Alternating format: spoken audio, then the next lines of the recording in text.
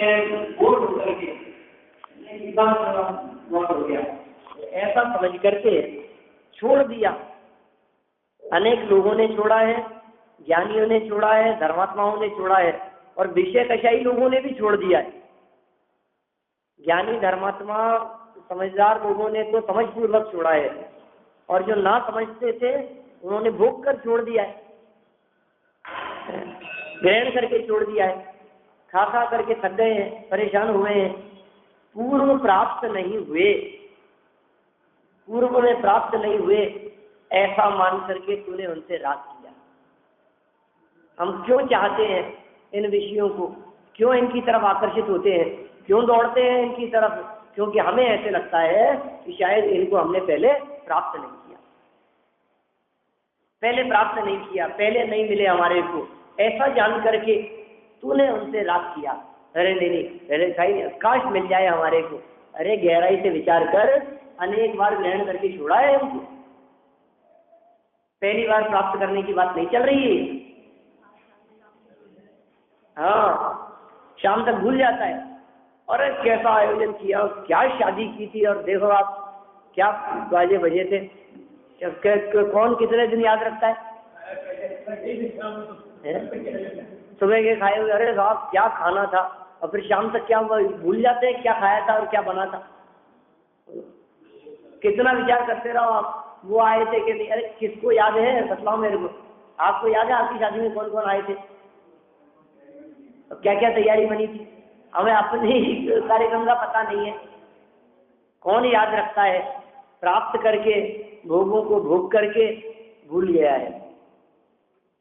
विषी जन ने जिन्हें भोग कर कौतूहल तज छोड़ दिया, पूर्व प्राप्त नहीं हुए मानकर तूने उनसे राग किया। क्या करना पड़ेगा?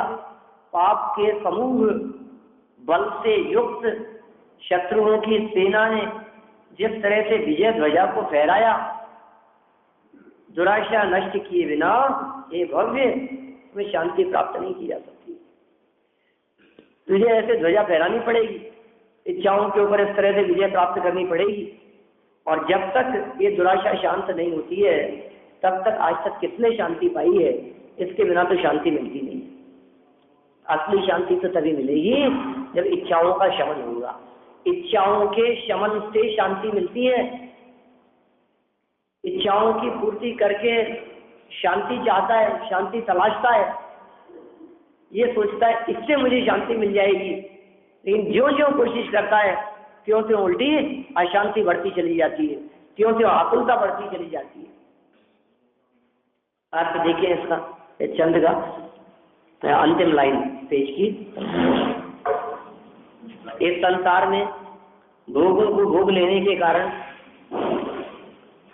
कौतूहल नष्ट हो जाने से विषयी जीवों ने जिन पदार्थों को भोग कर छोड़ दिया है, क्या कह रहे हैं?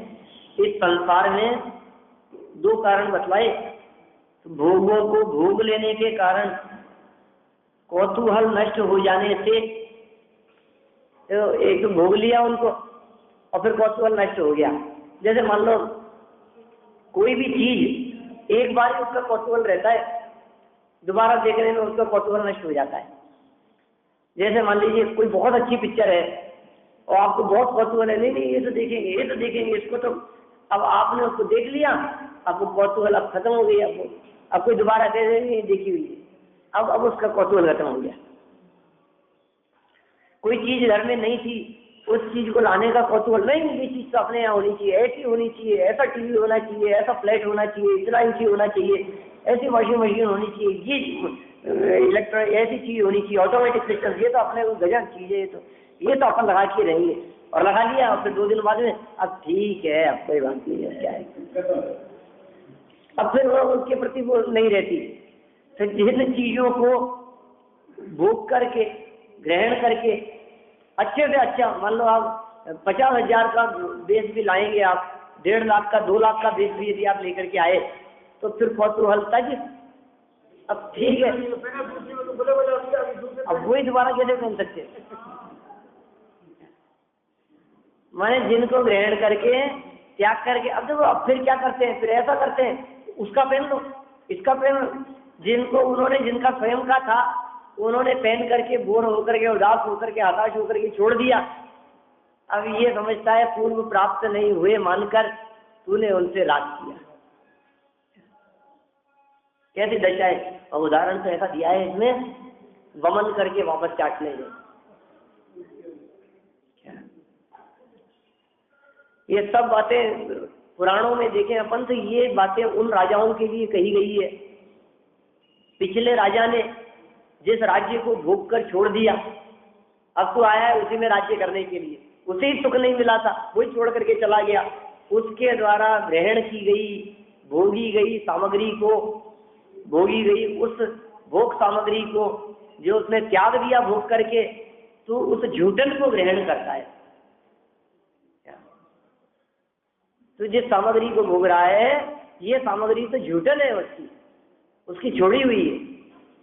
जिस तरह से किसी की छोड़ी हुई थाली में दोबारा नहीं बैठते, उससे घृणा करते हैं, नहीं नहीं ये थाली छोड़ करके हम इसको कैसे खाएं, ये सब्जी व्यक्ति के योग्य तो काम नहीं है। तो जिस सामग्री को, जिन भोगों को, जिन पदार्थों को, जिन धन दौलत वैभव जेवर को बड़े हमारे पूर्वज भोग करके त्याग करके चले गए, छोड़ करके जाते रहे, और हम उनको, उस मकान को, उस दुकान को, उस फर्नीचर को, उस जेवर को हम उसे भोगते। कैसी दशा है। विषयाभिलाषा को त्यागे बिना काम नहीं चलेगा। कह रहे हैं संसार में भोगों को भोग लेने के कारण कौतूहल नष्ट हो जाने से विषयी जीवों ने जिन पदार्थों को भोग कर छोड़ दिया, ऐसे ही छोड़ देता तो कदाचित रहता कि शायद पता नहीं आनंद हो, हमने तो खाया ही नहीं, क्या पता कैसा था, खा के छोड़ दिया। तो उन पदार्थों की अभिलाषा करता है और उनमें तो ऐसा रागी हो गया है कि मानो पूर्व में तुझे कभी ये विषय नहीं मिले हो, ऐसा रागी हो गया। ऐसे झपटता है जैसे कभी मिला ही नहीं। आपका मरज है, छापते मारता है, ऐसे शब्द है चुडरमल जी के। ऐसे लाइन में खड़ा होता है रोटी लेने के लिए जैसे कभी रोटी नहीं खाई हो। क्या करे, गरम गरम बोलो, शादी गाँव में स्टॉलों पर खड़ा रहता है, मारा मारी लगी रहती है, नहीं पहले लगता है इधर से उधर से। नहीं, कैसी दशा हो गई है वास्तव में, कैसा काल आ गया है। एक वो जमाना था जब शांति से बैठ करके बहुत प्रीति पूर्वक पूछते हुए, प्रीति भोज जिसका नाम था, ग्रंथ भोज जैसा हो गया है। कितना प्रीति पूर्वक आग्रह करके, मनोहार करके कि नहीं नहीं साहब एक पीस और चलेगा, नहीं नहीं लो आप, कैसे जिमाया जाता था, खिलाया जाता था। हाँ, अब बोलो कैसा बदल गया है। उस सिस्टम की बात कर रहे हैं। कैसी लाइन लिखी है आचार्य देव ने, कब की लाइन लिखी है। अब हम तो वर्तमान समय से जोड़ते हैं उस चीज को, क्या करें। इन्होंने कब लिखी है ये लाइन, क्या तू उनमें ऐसा रागी हो गया कि मानो पूर्व में तुझे कभी ये विषय मिले ही नहीं, पूर्व में कभी जैसे डोसे खाए ही नहीं तूने, ऐसे ऐसे पूछता है क्या हो गया है तुझे, चिल्ले लेने के लिए। देखो तो सही, आप लड़ पड़ता है और दोना लेकर के खड़ा रहता है और लाइन में लगा रहता है, तो आगे बढ़ाता रहता है और वो गोलगप्पा नहीं मिलता है, हाथ नहीं आता है, लेकिन दे दो आप। क्या कैसी हालत बताते हैं भाई। वो जो जबकि 500 रुपए किलो की जो बादाम की बर्फी रखी है ना, वो पड़ी ही रहती है, वो बादाम की बर्फी पड़ी ही रहती है। बोलो आप, ऐसी हालत है। जबकि तूने इन्हें अनंत बार भोगा है, पहली बार नहीं खा रहा है, अनंत बार भोगा है, और अनंत जीवों ने भी इन्हें अनंत बार भोगा है। क्या एक खाद्य सामग्री के साथ साथ में जो अन्य उपभोग सामग्री है, समझ लो आपका जो मकान है, मान लो 150 साल पुराना मकान है आपका, 50 साल 100 साल पुराना मकान है, न मालूम कितने आए और उस मकान को अपना अपना कह करके चले गए। हमने भी पूर्व में अनेक बार भोगा है क्योंकि यदि पुद्गल परावर्तन की दृष्टि से यदि हम बात करेंगे तो अनेक बार भोगा है हमने स्वयं ने, और हमने ही नहीं अनंत जीवों ने उसे भोग करके छोड़ दिया है। कोई नई चीज नहीं है। अरे दुनिया में पदार्थ नया आएगा कहाँ से? घूम फिर करके जो नोट आज तेरे हाथ में आए हैं, जिन नोटों को प्राप्त करके तू बहुत खुश हो रहा है, ये नोट कितनों के हाथ से निकले? किसकी हुई है ये संपत्ति, ये लक्ष्मी, ये वैभव? आज तक किसी का नहीं हो सका। आज तेरे हाथ में, कल किसी और के हाथ में, कल किसी और के हाथ में थे, फिर तेरे हाथ में आ गए, तो क्या दम है? क्या इनको प्राप्त करके प्रसन्न होता है? तो खेत खिन्न होने जैसी बात है कि ओहो, जिसे मैंने पहले छोड़ दिया था, जो त्याग दिया था, जो निकल गया था मेरे हाथ से, अनंत बार द्रव्यलिंगी बनकर के इनका त्याग किया था, अनेक बार द्रव्यलिंगी बन के त्याग किया था, और अनेक बार मृत्यु की वजह से त्याग हो गया था। पूर्व में प्राप्त की हुई, प्राप्त कर छोड़ी हुई सामग्री को पुनः प्राप्त करना, ये कहता है तो भी तुझे इनसे घृणा नहीं होती। दूसरों की तथा अपनी उच्छिष्ट, उच्छिष्ट माने उल्टी, उल्टी उल्टी उल्टी से निकला हुआ भोजन, अपनी से भी और दूसरों की से भी उच्छिष्ट, जूठन, त्याग किया हुआ, निकाला हुआ, छोड़ा हुआ, ग्रहण कर छोड़ा हुआ। ग्रहण कर छोड़ने का मतलब क्या है? एक बार तो मुख से ग्रहण किया हमने और पेट तक चला गया और वापस निकाल दिया, ग्रहण किया और छोड़ा हुआ, उसका नाम उच्छिष्ट है। उच्छिष्ट भोजन, उच्छिष्ट भोजी, ऐसी कहानी लिखी है डॉक्टर भारत साहब ने, बड़ा गजब चिंतन दिया है उसने। चक्रवर्ती की संपदा, ऐसे कहते हैं आप क्या कह रहे हो? नहीं नहीं, ये तो ग्रहण की हुई, कहाँ है? तो उच्छिष्ट भोजी दशा है। जिस चक्रवर्ती सम्राट को 6 खंड की विभूति मिल गई हो, सोचो आप, 6 खंड की विभूति, लंबा चौड़ा अपार राजपाट, कौन होगा ऐसा राजा, कौन होगा ऐसा सम्राट?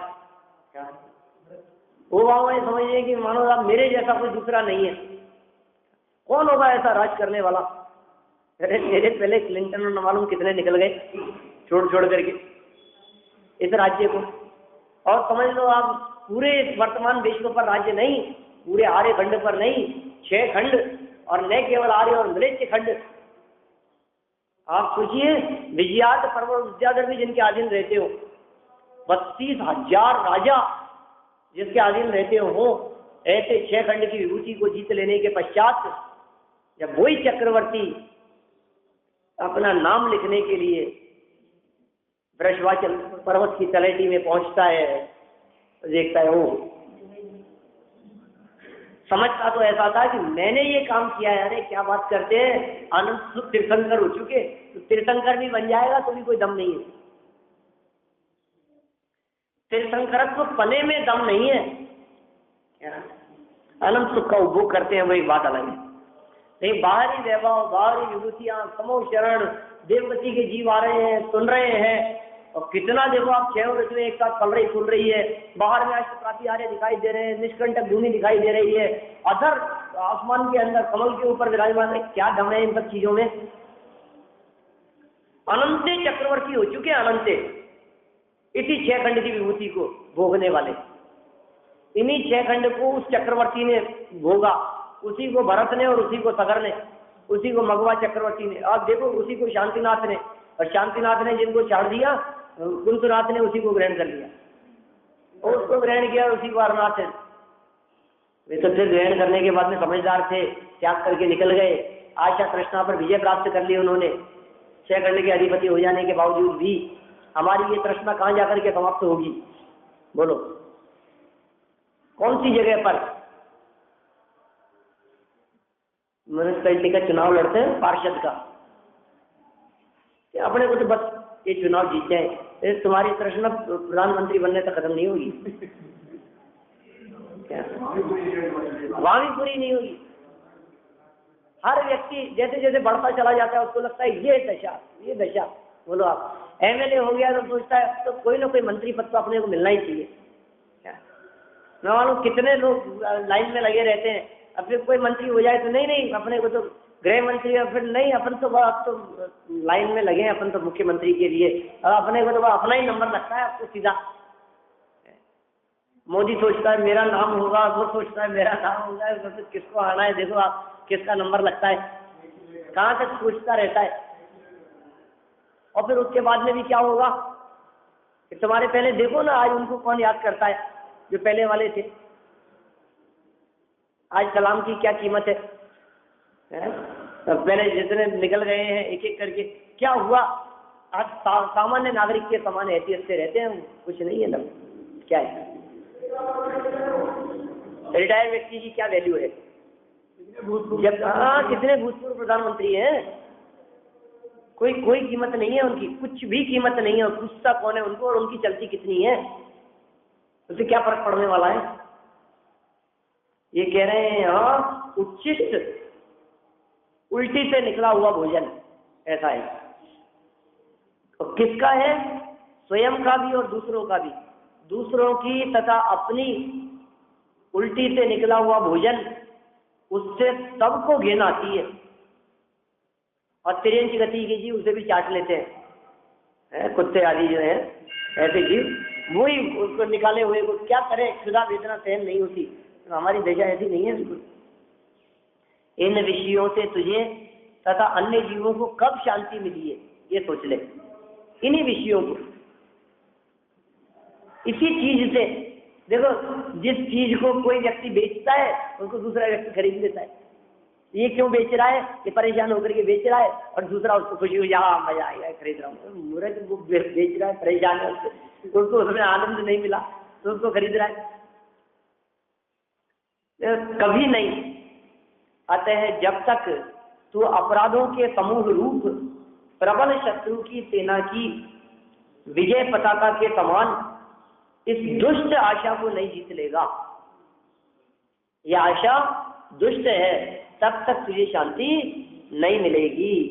क्या लाएं तेरे लिए कि तुझे शांति मिल जाए? क्या बनाएं कि तुझे शांति मिल जाए? नहीं नहीं। विषय और कषाय दो चीजें हैं। विषय और कषाय की ज्वालाओं में जलते हुए जीव को शांति प्राप्ति के लिए एकमात्र ज्ञान ही उपाय है। चलाई थी ऐसी लाइन, ज्ञान ही एकमात्र बुझाने में समर्थ है, ज्ञान ही एकमात्र विजय प्राप्त कराने में समर्थ है। दूसरा किसी प्रकार का कोई उपाय होता ही नहीं है। ज्ञान ही तो आशा मिटे। हाँ, इसमें लिखा है सब, छोटे जी ने, ज्ञान ही तो आशा मिटे है, ढूंढारी शब्द है। भावार्थ देखिए इसका, आशा का परित्याग ही शांति का मूल कारण है। सुख पावे बस, ये इसके अलावा कोई उपाय नहीं है। तो मैंने समझ लीजिए आप, दाम बिना निर्धन दुखी और तृष्णावश धनवान, कौन है सुख संसार में, सब जगह देखियो शांति। सारा जगत देख लिया हमने, आप क्या बात कर रहे हो साहब? हमने तो अच्छे अच्छे के घरों में देखा है, दूर से अच्छे लगते हैं, उनकी किसी के भी अंदर जाकर के देख लो आप, तो अंदर में जल रहे हैं, कषायों की ज्वालाओं में जल रहे हैं, अंदर में दावानल जल रहा है, पीड़ित है, परेशान है। अरे आपको बाहर में वैभव संपन्न दिखाई दे रहे हैं, लेकिन अंदर में कितनी टेंशन में जीते हैं, कितनी परेशानियों में जीते हैं, वो उनकी वही जानते हैं। और कभी कभी निकल जाती है ये बात, कोई व्यक्ति तारीफ करे तो कहता है अरे हमारी हम ही जानते हैं सर, हमारे को कितनी परेशानी है। सबके घरों की हालत है ये। आप क्या सोचते हैं कि आप ही परेशान हैं इस शरीर से? आप क्या सोचते हैं कि आप ही दुखी हैं परिवार से? हर व्यक्ति परेशान है। संसार दशा में रहते हुए कोई व्यक्ति सुखी हो ही नहीं सकता है। मानता ही है, थोड़ी देर के लिए लगता है, फिर जंजाल लगने लगता है, परेशानी लगने लगती है। कौन सुखी है इस संसार दशा में? कौन व्यक्ति सुखी हुआ है? कौन सुखी हो सकता है? अरे 96,000 रानियों वाले छोड़ करके चले गए, क्या बोलो आप? ये इसको सुख लगता है? कहाँ आनंद है? आशा का परित्याग ही शांति का मूल कारण है। जब तक तू अपराध रूपी बैरियों की सेना की ध्वजा के समान, बैरियों की सेना की ध्वजा के समान आशा, आशा के लिए ये विशेषण दिया है। ये आशा और इच्छाएं कैसी है? शत्रुओं के की सेना के ध्वजा के समान है। फहराती हुई तो दिख रही है, लेकिन शत्रुओं की सेना है।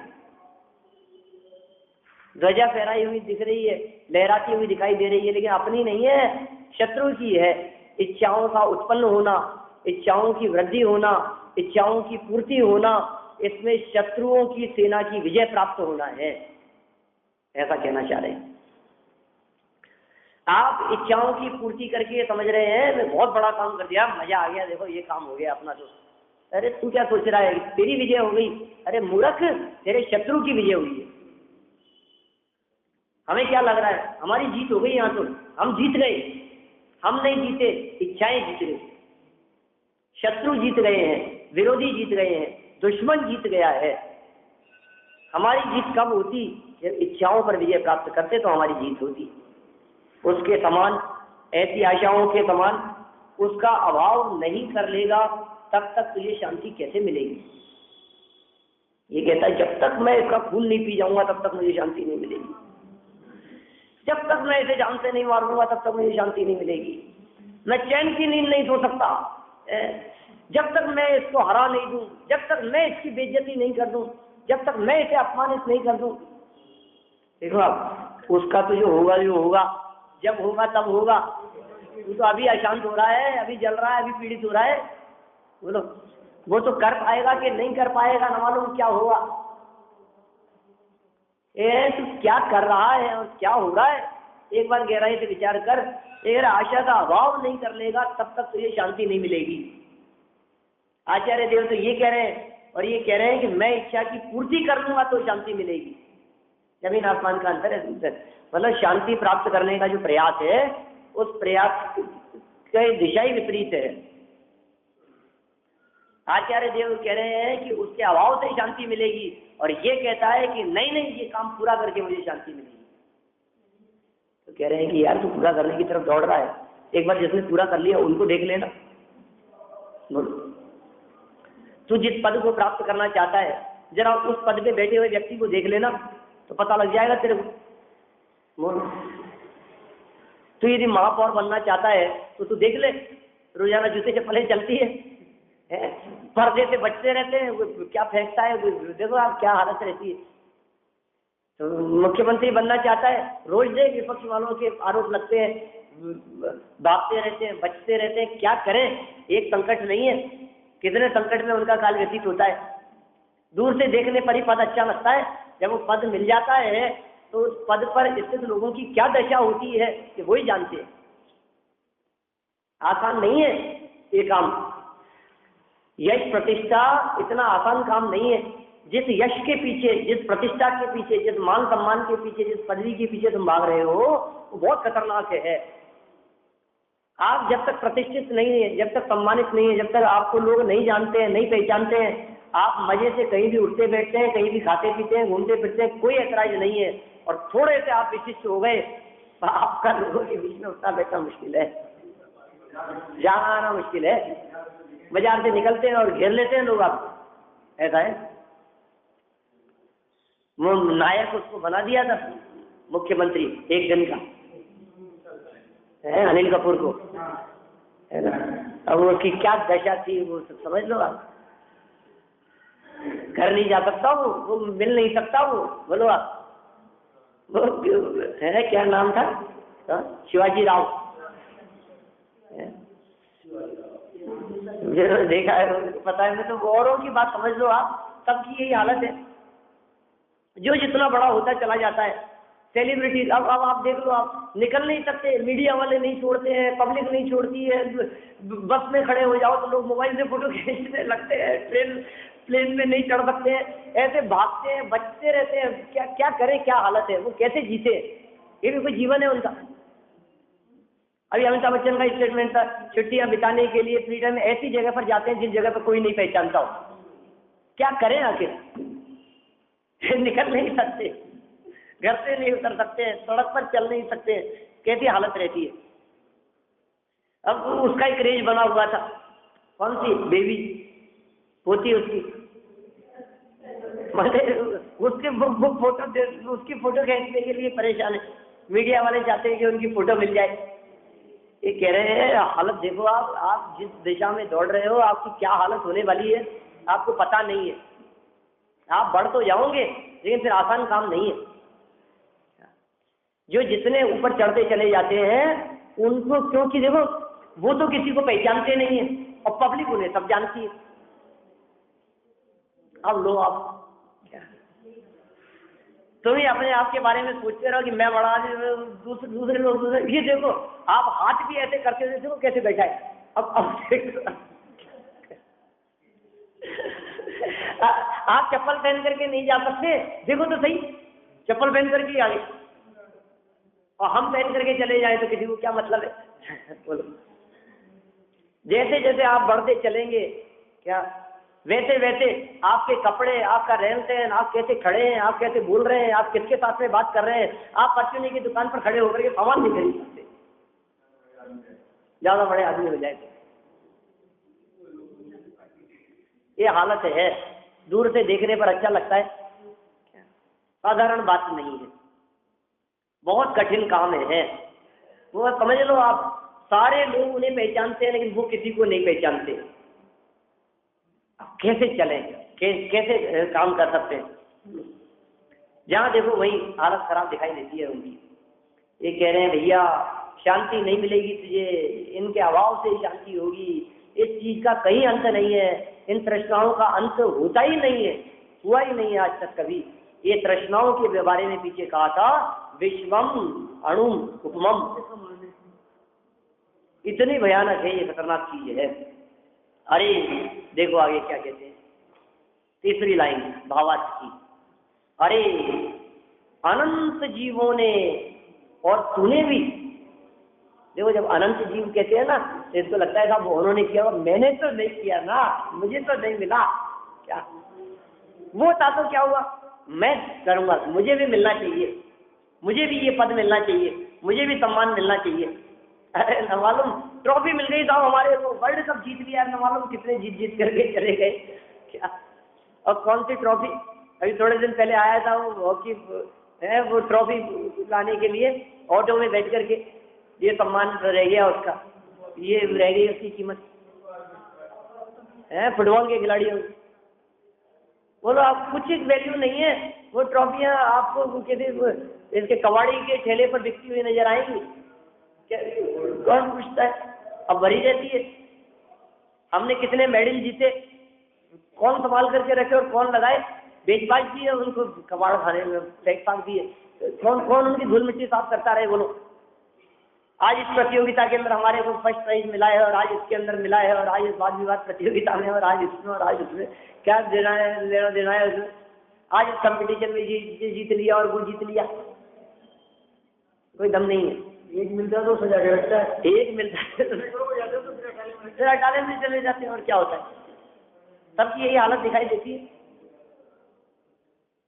देखो ये कह रहे हैं अनंत जीवों ने और तूने भी, क्या यह भोग सामग्री अनंत बार भोग के छोड़ी है, तो भी तुझे इनके सेवन से घृणा नहीं होती, फिर भी घृणा नहीं हो रही तेरे को इसके सेवन से, अनेक बार ग्रहण करके छोड़ देने के बावजूद भी तू तो इनमें ऐसा रागी हो गया है कि मानो पहले यह सामग्री कभी न मिली हो।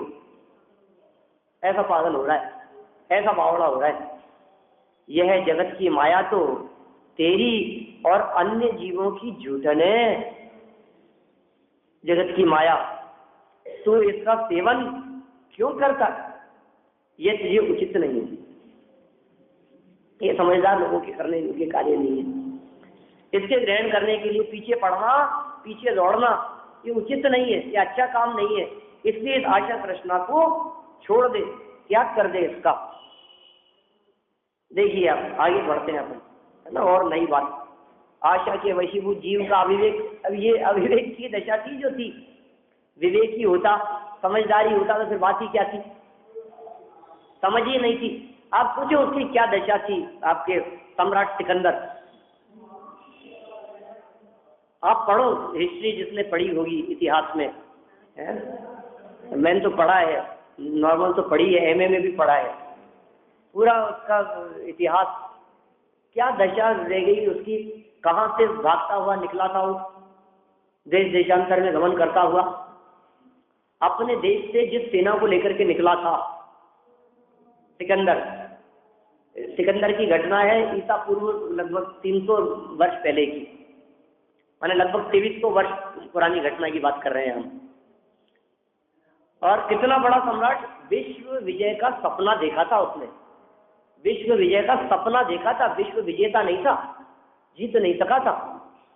और यूनान से निकला वो विश्व विजय की तमन्ना रखता हुआ, कितनी उम्र में वो निकला, 28-29 साल की उम्र में, और निकलता निकलता 2-3 साल तक जिस सेना को लेकर के चला, मतलब महीने 2 महीने 6 महीने साल भर बाद में सब ऐसे हताश हो गए, परिवार की याद आने लगी, माता पिता की याद आने लगी, पत्नी बच्चे पीछे, वापस जाएंगे नहीं, अब नहीं चलेंगे आगे। और वो कह रहा है कि नहीं नहीं, ये और जीत लेते हैं, इतना और आगे बढ़ते हैं, इसकी तृष्णा मिट नहीं रही है, ये बढ़े चला जा रहा है। अब फिर बीमार पड़ गए हैं, फिर आधे लोग छोड़ करके चले गए हैं, सेना में बगावत चल रही है, और बढ़ते बढ़ते अंत में कैसी दशा हो गई, कुछ नहीं जीत सका, फिर अंत में उसको लौटना पड़ा। 32 साल की उम्र में स्वर्गवास हो गया, मात्र 32 साल की उम्र में। हम 35 पार हो गए, समझ लो आप। और क्या उम्र थी उसकी और क्या किया था।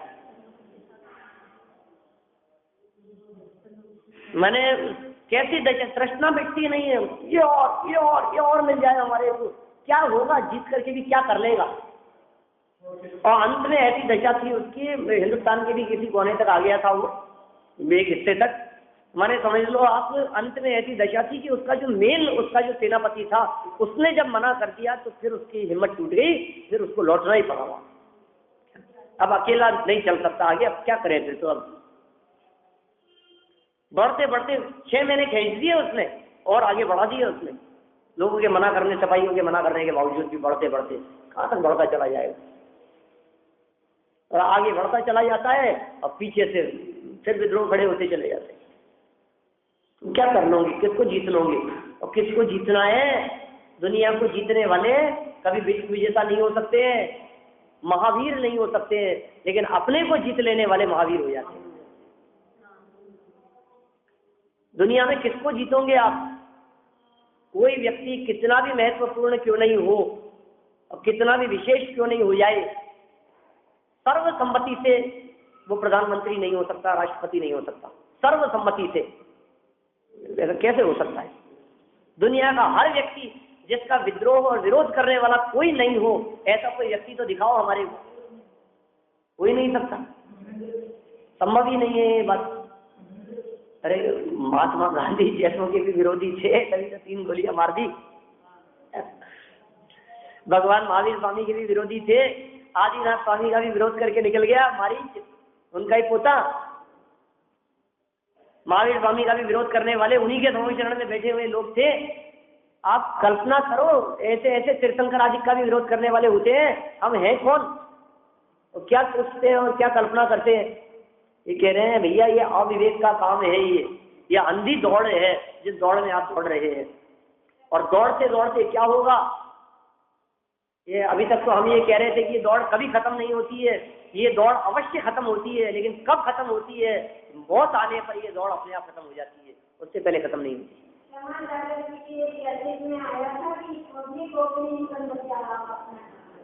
सही बात है, मैंने समझ लीजिए आप, ये निष्कर्ष स्वरूप बात है ये, जिसने अपने को पहचाना, जो अपने में लीन हो गए, जो स्वरूप गुप्त होकर के रहते हैं, वे वास्तव में सुखी होते हैं। कहाँ रहते हैं मुनिराज, कहाँ रहते हैं, अपने स्वरूप में रहते हैं। बाहर में अपने को लगे कि अरे साहब मुनिराज कहाँ रह रहे हैं, कि आप पास में बॉम्बे रह रहे हैं, कि यहाँ रह रहे हैं, कि इस जगह पर हैं, कि नशिया में है, इस मंदिर में है, इस मठ में है, इस क्षेत्र में है, इस जंगल में है, इस गिरी चंद्रा में है, इस गुफा में है, पहाड़ पर है, नहीं कहीं नहीं है। चैतन्य गुफा में मुनिवर बसते, बोलो भजन की पंक्तियां हैं ये सब। चैतन्य गुफा में रहते हैं, अपने स्वरूप में रहते हैं। ये बाहर में क्या दम है, बाहर में तो कहीं भी रहो ना, नगर में भी आते हो चाहे नगर के बाहर रहते हो, किसी भी क्षेत्र में रहते हो, उससे कोई फर्क नहीं पड़ता है, अंदर में रहते हैं। ये विवेकी जीवों का काम है। और अविवेकी जीव आज यहाँ तो कल वहां तो कल तो वहां, बस दौड़ते रहो, विजय प्राप्त करते रहो। देखो आशा के वशीभूत जीव का अविवेक प्रदर्शित करते हैं यहाँ। तो आशा को नहीं छोड़ता हुआ और क्या क्या करना चाहता है, ये बात आगामी चंद में कहते हैं। क्या कह रहे हैं यहाँ पर, क्या क्या करना चाहता है, बोलो। क्रोध आदि से महापीड़ित होता हुआ, और नीचे बात कही है, दुर्लभ सर्प के समान प्राण, मालूम क्या क्या चर्चाएं आगे विस्तार से अपन चर्चा करने वाले हैं। लेकिन अपन तो अपनी ही बात करो ना, अपनी बात सोचो ना, हम क्या क्या नहीं पूछते, हम क्या क्या नहीं चाहते। आप आज ये डिसीजन लेकर के नहीं बता सकते हैं कि आप अपनी लाइफ में क्या क्या करना चाहते हैं। आप एक लिस्ट बना लीजिए, लेकिन ध्यान रखिएगा ये लिस्ट जो आज आप बना रहे हैं, इसके बाद में इस लिस्ट में कुछ भी जोड़ने की परमिशन नहीं होगी। बनाओ आप लिस्ट, आप क्या क्या चाहते हैं, जितनी इच्छाएं हैं आपकी, इतनी तमन्ना है, जो कुछ भी चाहते हैं बनाओ। जितना आपको 24 घंटे का टाइम देते हैं, खुद सोच करके लिख लो, ऐसा भी और ऐसा भी और ये भी चाहिए और वो भी चाहिए। लेकिन ध्यान रखना क्या है बस फिर आप कहेंगे कि आज तो लड्डू तो लिखा ही नहीं था ऐसा काम नहीं चलेगा। लिख लो आप, चलो मैंने कह दिया, लड्डू भी लिख लेना, गुलाब जामुन भी लिख लेना, बर्फी भी लिख लेना, हलवा भी लिख लेना है, जो कुछ आपको लिखना हो, खाना पीना, ओढ़ना पहनना, पद प्रतिष्ठा, जाना आना, घूमना फिरना, जो जो आप लिखना चाहते हो सब लिख लो आपको। लेकिन उसके अलावा फिर और कोई बात मत करना, होता ही नहीं है वैसा वैसा। अनगिनत है इच्छाएं। आज आपको ऐसा लग रहा है कि बस इसके अलावा नहीं चाहिए, लेकिन कल स्थिति बदल जाएगी। पानी तो भूल ही गए वो कौन याद करे, पानी कौन याद रखेगा। कितने कपड़े चाहिए, कितने गहने चाहिए, कितने जेवर चाहिए, कितने मकान चाहिए, कितने कमरे चाहिए, कितनी गाड़ियां चाहिए, कितने नौकर चाहिए, सोच लो आप। अरे 24 नहीं, अनगिनत है। उन अनगिनत को 24 में बांटा है, बांट करके बतलाया है। 24 परिग्रह जो बतलाए हैं आचार्यों ने, और 24 कहाँ, 14 तो अंतरंग है उसमें। बहिरंग परिग्रह तो 10 ही है।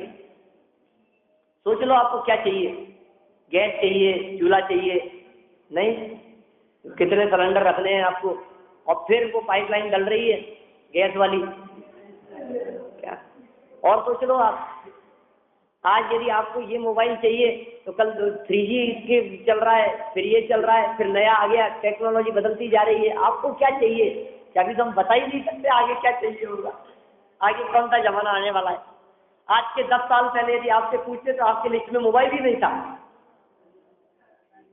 अब बोलो आप, अब क्या करें। ऐसी ऐसी नई नई गाड़ियां, ऐसी ऐसी फैसिलिटी वाली, नहीं बिना गियर की स्पीड कंट्रोल अपने आप ही है, और इससे चलेगी, ऑटोमेटिक चलेगी, फीड कर दो आप उसके अंदर नक्शा। विदेशों में तो चलती है कई इस तरह की, बोलो आप नक्शा रहता है उसके अंदर, आप नक्शे के अंदर फीड कर दिया आपने है, तो आपको अपने आप उस रूट पर अपने आप ही चलती रहेगी बिना स्टीयरिंग। आप अपना काम करते रहो, खाते पीते रहो, चेस खेलते रहो बैठे बैठे, वो गाड़ी अपने आप उस जगह जाकर के रुकेगी अपने आप ही ऑटोमेटिक। अबे उसमें भी कल जापान में 10 गाड़ियां एक साथ भिड़ गई 20 गाड़ियां एक साथ भिड़ गई है, कितने करोड़ों का है। तो वहां भी एक्सीडेंट होते ही, थोड़ी सी आसाम एक भिड़ती है, 20 भिड़ती है, वहां ऐसे होते हैं एक्सीडेंट। अपने यहाँ से एक आधी टकराती है कभी कभी, वहां जब एक्सीडेंट होते हैं 20, क्योंकि सब आउट ऑफ कंट्रोल चलती है, स्पीड सबकी ऐसी चलती है बिल्कुल ऑटोमेटिक, सड़कें ऐसी होती है, और 120 150 से नीचे उतरती ही नहीं है गाड़ियां। तो फिर एक यदि बिगड़ गई मान लो, तो फिर उसके पीछे आने वाली सब झटके थे।